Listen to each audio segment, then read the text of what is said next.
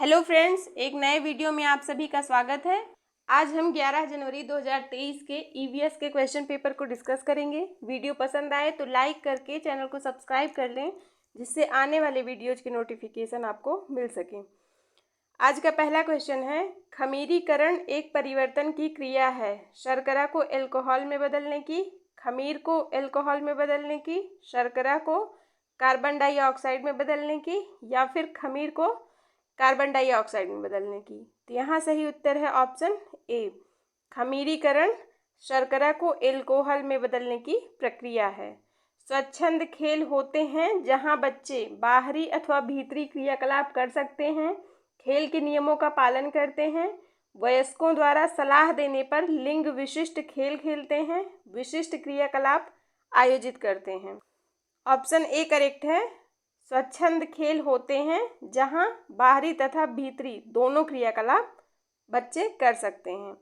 बीजों का अंकुरण किसकी अनुपस्थिति में हो सकता है? सूर्य का प्रकाश, वायु, नमी, मध्यम ताप।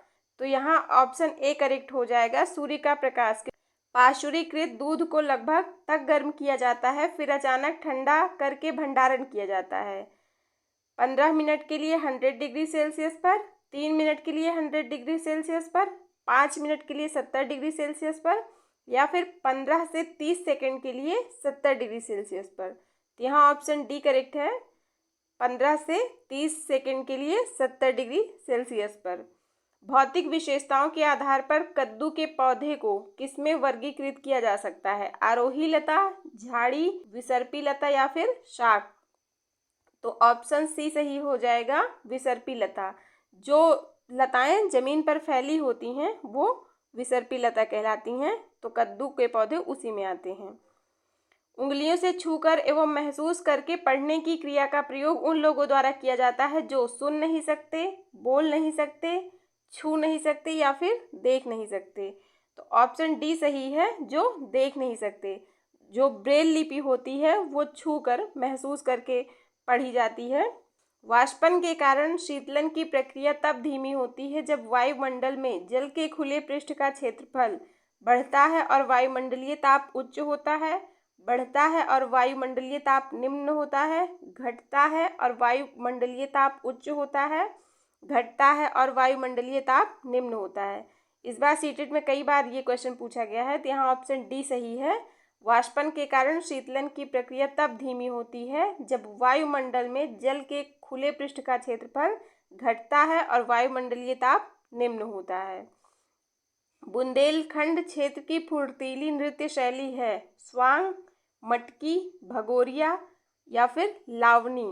तो देखिए, जो लावनी है ये महाराष्ट्र की नृत्य शैली है, मटकी और भगोरिया ये मध्य प्रदेश की नृत्य शैली है।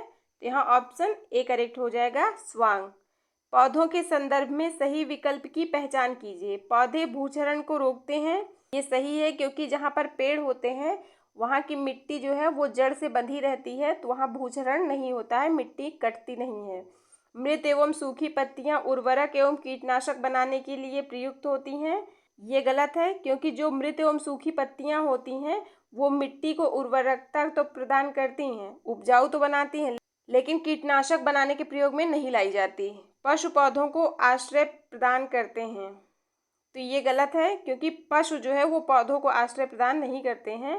पौधे हमें बीज प्रदान करते हैं, जिनमें से कुछ बीज खाए जाते हैं, ये सही है, क्योंकि कुछ बीज ऐसे भी होते हैं जो खाए जाते हैं। तो यहाँ ऑप्शन ए और डी करेक्ट हो जाएगा। तो सही ऑप्शन है ऑप्शन 4।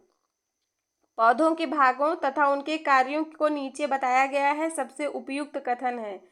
जड़ें पौधों को पत्तों से जोड़ती हैं, फल परागण में सहायता करते हैं, फूल पौधे के प्रजनन अंग होते हैं, पत्ते पौधे के ऊपरी भाग को सहारा देते हैं। तो यहाँ ऑप्शन सी करेक्ट है, फूल पौधे के प्रजनन अंग होते हैं। निम्नलिखित में से भारत के संघ शासित प्रदेशों का युगल चुनिए। मिजोरम और लक्षद्वीप। तो मिजोरम जो है वो राज्य है और लक्षद्वीप केंद्र शासित प्रदेश, ये गलत है। झारखंड और छत्तीसगढ़ ये दोनों राज्य हैं। लद्दाख और पुडुचेरी ये करेक्ट हो जाएगा, ये दोनों ही केंद्र शासित प्रदेश हैं। जम्मू कश्मीर और नागालैंड। जम्मू कश्मीर जो है वो केंद्र शासित प्रदेश है और नागालैंड राज्य है, ये भी गलत है। एक सांस्कृतिक उत्सव में श्रुति ने महाराष्ट्र की एक पारंपरिक साड़ी पोशाक पहनी थी जिसका नाम है बनारसी, नवारी, कलमकारी, जामदानी। यहाँ ऑप्शन बी करेक्ट है, नवारी। महाराष्ट्र की जो पारंपरिक साड़ी होती है उसे नवारी कहते हैं। बाल विवाह निषेध अधिनियम 2006 के अनुसार भारत में विवाह की न्यूनतम आयु है लड़कों के लिए 18 वर्ष तथा लड़कियों के लिए 18 वर्ष। ये गलत है। लड़कियों के लिए 18 वर्ष तथा लड़कों के लिए 21 वर्ष, ये करेक्ट हो जाएगा। कक्षा 3 में पढ़ने वाली मधु अपने घर में लगे गुलाब और तुलसी के पौधे को पहचानती है। पौधों की पहचान में निम्नलिखित में से कौन सी प्रक्रियाएं शामिल हैं? अवलोकन, तुलना, अनुमान, निर्णयन। तो ऑप्शन ए करेक्ट है कि सबसे पहले मधु जो है वो गुलाब और तुलसी के पौधे को देखती है, उसका अवलोकन करती है, उसके बाद उसकी तुलना करती है, ये भी करेक्ट हो जाएगा। अनुमान गलत है क्योंकि अनुमान वहाँ लगाया जाता है जहाँ जिसके बारे में हमें जानकारी नहीं होती, और यहाँ गुलाब और तुलसी दोनों पौधे सामने हैं तो अनुमान लगाने की कोई बात नहीं है। निर्णयन, ये भी गलत है। तो यहाँ सही उत्तर होगा ऑप्शन ए और बी। तो सही उत्तर है ऑप्शन 1। पर्यावरण अध्ययन के शिक्षण अधिगम में प्रकृति की सैर संचालित करने का उद्देश्य है वनस्पति जगत एवं प्राणी जगत पर विशेष बल देना और प्रकृति के साथ भावनात्मक संबंध का विकास करना, प्रकृति की एक आभासी यात्रा करना, एक पार्क में सैर करना और विद्यार्थियों की तंदुरुस्ती सुनिश्चित करना, विद्यार्थियों को बागवानी में व्यस्त रखना और एक रसोई बगीचा विकसित करना। यहाँ ऑप्शन ए करेक्ट है, वनस्पति जगत एवं प्राणी जगत पर विशेष बल देना और प्रकृति के साथ भावनात्मक संबंध का विकास करना। रेजी कहती है कि वह अपने पिता की तरह ट्रक ड्राइवर नहीं बन सकती, उसे अपनी माँ की तरह घर बार संभालना है और बच्चों की देखभाल करनी है। निम्नलिखित में से कौन सी विधि कक्षा में जेंडर संबंधी इस अवधारणा को संबोधित करने हेतु सर्वाधिक उपयोगी रहेगी? समूह चर्चा, चलचित्र प्रदर्शन, भूमिका निर्वहन और खेल। देखिए, जब ऐसे जेंडर पक्षपात की बात हो, जेंडर संबंधी अवधारणा को हमें समझाना है बच्चों को, तो वहाँ पर समूह चर्चा, ग्रुप डिस्कशन सबसे बेस्ट तरीका रहेगा। प्राथमिक विद्यालय के बच्चों को पर्यावरण अध्ययन का शिक्षण करते हुए आपने पाया कि कुछ बच्चे एकल अभिभावक परिवारों में रहते हैं। इस परिस्थिति में आपकी क्या प्रतिक्रिया होगी? इन बच्चों की अवहेलना करें और विषय परिवार और संबंधों पर ध्यान केंद्रित करें। तो अवहेलना नहीं करनी है, ये गलत हो जाएगा।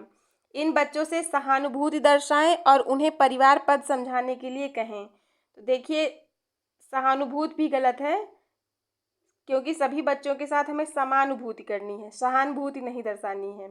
ऐसे परिवारों में बच्चों द्वारा सामना की गई कठिनाइयों पर विशेष बल दें और विषय पर ध्यान केंद्रित करें, ये भी गलत है। ऐसे बच्चों का संदर्भ सम्मिलित करें और समानुभूति की एक संस्कृति का वर्णन करें। तो यहाँ ऑप्शन डी करेक्ट है कि ऐसे बच्चों का संदर्भ सम्मिलित करें और सभी के साथ समानुभूति का व्यवहार करें। रूपल कक्षा 5 की छात्रा है। वह अपने शिक्षक को बताती है कि जब उसकी छोटी बहन रोती है तो दादी उससे कहती है कि चुप हो जा, नहीं तो चांद पर बैठा बूढ़ा बाबा उसे ले जाएगा। अगर आप रूपल के शिक्षक हैं तो आप क्या करेंगे? रूपल की दादी से बात करके उन्हें ऐसा करने से मना करेंगे, रूपल से बात करके समझाएंगी कि दादी झूठ कह रही है, रूपल को चांद के बारे में बताएंगी कि ऐसा कोई बाबा वहाँ नहीं है, रूपल से कहेंगे कि वह सूचना का संकलन करे, इस तथ्य की जांच करे। तो यहाँ ऑप्शन डी करेक्ट है क्योंकि जब रूपल खुद से सूचनाएं कलेक्ट करेगी, वो इस बारे में खुद से जांच करेगी, वो चीज़ों को ज़्यादा अच्छे से समझ पाएगी। कक्षा 1 में शिक्षक के रूप में आपसे अपेक्षा है कि आप विद्यार्थियों को ज्ञानेंद्रियों से परिचित करवाएं। आप विद्यार्थियों को विषय के संदर्भ में पढ़ने के लिए और तैयारी के साथ कक्षा में आने के लिए कहेंगे। विद्यार्थियों को उनके अपने शब्दों में ज्ञानेंद्रियों के विषय में लिखने के लिए कहेंगे। प्रत्येक संवेदना का कार्य चित्रण करने के लिए मूर्त पदार्थ का उपयोग करेंगे। प्रत्येक संवेदना का कार्य संपादित करने के लिए भूमिका निर्वहन का उपयोग करेंगे। ऑप्शन सी करेक्ट है, प्रत्येक संवेदना का कार्य चित्रण करने के लिए मूर्त पदार्थ कॉन्क्रीट मटेरियल का प्रयोग करेंगे। निम्नलिखित में से कौन सा कथन पर्यावरण अध्ययन की प्रकृति की सर्वाधिक उपयुक्त व्याख्या है? मानव व्यवहार और पारिस्थितिकी तंत्र में सामंजस्य, प्राथमिक से लेकर माध्यमिक शिक्षा तक की शिक्षा, पर्यावरण के बारे में सतत रहने वाली अधिगम प्रक्रिया, पर्यावरण के बारे में समझ और जानकारी। यहाँ ऑप्शन सी सही है, पर्यावरण के बारे में सतत रहने वाली अधिगम प्रक्रिया, निरंतर चलने वाली अधिगम प्रक्रिया करेक्ट हो जाएगा। कक्षा 2 में एक पर्यावरण अध्ययन शिक्षक के रूप में आपको विद्यार्थियों को यात्रा थीम से परिवहन प्रकरण का संपादन करना है, इसलिए आप विद्यार्थियों को इसके संदर्भ में पढ़ने और नोट्स बनाने के लिए कहेंगे। परिवहन के महत्व पर उन्हें एक कंप्यूटर प्रस्तुतिकरण दिखाएंगे। सूचना एवं संप्रेषण साधनों का उपयोग करेंगे और उनके अनुभवों से निष्कर्ष निकालेंगे। परिवहन के उपयोगों का अर्थ निकालने के लिए कहेंगे। यहाँ ऑप्शन सी सही हो जाएगा, सूचना एवं संप्रेषण साधनों का उपयोग करेंगे और उनके अनुभवों से निष्कर्ष निकालेंगे, ये सबसे बेहतर तरीका रहेगा। पर्यावरण अध्ययन की प्रकृति को निम्नलिखित में से कौन सा कथन सर्वोत्तम प्रकार से प्रदर्शित करता है? पर्यावरण अध्ययन अपने आप में कोई अलग विषय नहीं है। पर्यावरण अध्ययन उच्च प्राथमिक कक्षाओं के विषय विज्ञान व सामाजिक विज्ञान की पूर्व तैयारी है। पर्यावरण अध्ययन पर्यावरण और पर्यावरणीय समस्याओं के बारे में जागरूकता और संवेदनशीलता है। पर्यावरण अध्ययन पर्यावरणीय समस्याओं को दूर करने की कुशलता है। तो यहाँ ऑप्शन सी सही हो जाएगा, पर्यावरण अध्ययन पर्यावरण और पर्यावरणीय समस्याओं के बारे में जागरूकता और संवेदनशीलता है। कक्षा 3 के विद्यार्थियों को प्रकरण चिट्ठी आई है के शिक्षण के लिए निम्नलिखित में से कौन से क्रियाकलाप उपयुक्त हैं? संचार का पाठ पढ़िए और संबंधित अभ्यास कीजिए। विद्यार्थियों को सूचना को जोड़कर उनको अपने शब्दों में लिखने के लिए कहिए। विद्यार्थियों को उनके दादा दादी को पत्र लिखने के लिए तैयार करिए। डाकिए के कार्य को अनुभव करने के लिए एक स्थानीय डाकघर जाने की योजना बनाइए।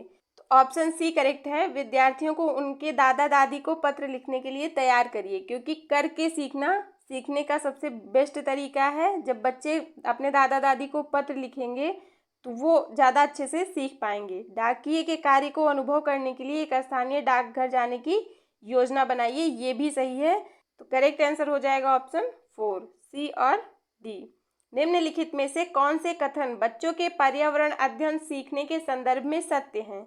बच्चे अपने आसपास की दुनिया से सक्रिय रूप से जुड़े रहते हैं, ये सही है। अलग अलग पृष्ठभूमि से आए बच्चों के समान संदर्भित अनुभव होते हैं। तो देखिए, सभी बच्चों के अनुभव समान नहीं होते, ये गलत है। विविधता सीखने सिखाने की प्रक्रिया को चुनौतीपूर्ण बनाती है, ये सही है। विविधता सीखने सिखाने की प्रक्रिया में महत्वपूर्ण संसाधन है, ये भी करेक्ट है। तो यहाँ ए, सी और डी तीनों करेक्ट हो जाएंगे। सही उत्तर है ऑप्शन बी। नेक्स्ट क्वेश्चन है, कक्षा 4 के विद्यार्थियों को विषय पक्षियों प्रस्तुत करने के उद्देश्य से आप निम्नलिखित में से किसे प्राथमिकता देंगे? अपने विद्यार्थियों को पक्षियों के प्रतिरूप उनके नामों की सूची के साथ याद करने के लिए दीजिए। तो ये गलत है, क्योंकि बच्चों को रटाना नहीं है, उनको समझाना है। विद्यार्थियों को पक्षियों के विषय में अपने शब्दों में लिखने के लिए कहिए। यहाँ पर भी सिर्फ लिखने की बात हो रही है, ये भी गलत है। स्थानीय पक्षियों, उनकी प्रकृति और उनके आवास स्थान की पहचान करने के लिए प्रकृति की सैर का उपयोग कीजिए, ये करेक्ट है। क्योंकि जब बच्चे सामने से देखेंगे तो वो अच्छे से समझ पाएंगे और पक्षियों के बारे में ज़्यादा जान पाएंगे। पक्षियों पर एक वीडियो और उसके पश्चात कंप्यूटर पर प्रस्तुतिकरण दिखाइए। तो देखिए, वीडियो और कंप्यूटर पर देखने से अच्छा है कि वो सामने से देखें, तो प्रकृति की सैर सबसे बेस्ट तरीका है। वाणी ने कहा, आम का पेड़ खुली छतरी जैसा है। इस कथन में वाणी द्वारा किन प्रक्रियाओं का प्रयोग किया गया है? अवलोकन, तुलना, निर्णयन और कल्पना। तो ऑप्शन ए करेक्ट है कि आम का पेड़ खुली छतरी जैसा है। तो वाणी ने सबसे पहले आम का पेड़ देखा, उसका अवलोकन किया, उसके बाद तुलना भी करेक्ट है, क्योंकि वाणी ने आम के पेड़ की तुलना खुली छतरी से की है। निर्णयन गलत है, और कल्पना ये भी सही हो जाएगा, क्योंकि उसने कल्पना की कि हाँ, आम का पेड़ जो है वो खुली छतरी जैसा है। यहाँ सही उत्तर है ए, बी और डी। तो ऑप्शन 4 करेक्ट हो जाएगा। कक्षा 3 में विषय जल का शिक्षण करते हुए विद्यार्थियों ने ऐसे उदाहरण को साझा किया जिसमें लोगों को सार्वजनिक संसाधनों जैसे कुओं, तालाबों इत्यादि से जल पीने के लिए मना किया गया था। आप ऐसी परिस्थिति से कैसे निपटेंगे? विद्यार्थियों को विषय से हटने के लिए रोकेंगे और विषय पर ध्यान केंद्रित करने के लिए कहेंगे। सही है। विद्यार्थियों को ऐसी घटनाओं को कक्षा में साझा करने से मना करेंगे। ये गलत है। उन्हें अनुभवों को साझा करने और समानता के मूल्यों पर बल देने के लिए कहेंगे। ये भी सही है। उन्हें अनुभवों को साझा करने और जल संरक्षण पर निबंध लिखने के लिए कहेंगे। तो ये भी सही है, क्योंकि जब बच्चे निबंध लिखेंगे तो अपने विचारों को अच्छे से व्यक्त करेंगे। तो ए, सी और डी तीनों करेक्ट हो जाएंगे। यहाँ सही उत्तर है ऑप्शन सी। पर्यावरण अध्ययन विषय हेतु निम्नलिखित में से कौन सा उद्देश्य सर्वाधिक महत्वपूर्ण है? विषयगत अवधारणाओं की समझ का विकास, प्रायोगिक गतिविधि, अवलोकन, खोज, तर्क व निष्कर्ष की क्षमताओं का विकास, विवेक के आधार पर सही व गलत को तय करने की क्षमता का विकास। तो ऑप्शन सी करेक्ट हो जाएगा कि अवलोकन, खोज, तर्क व निष्कर्ष की क्षमताओं का विकास। तो फ्रेंड्स, आज के लिए बस इतना ही। मिलते हैं नेक्स्ट वीडियो में। वीडियो पसंद आए तो please like share and subscribe. Thank you so much.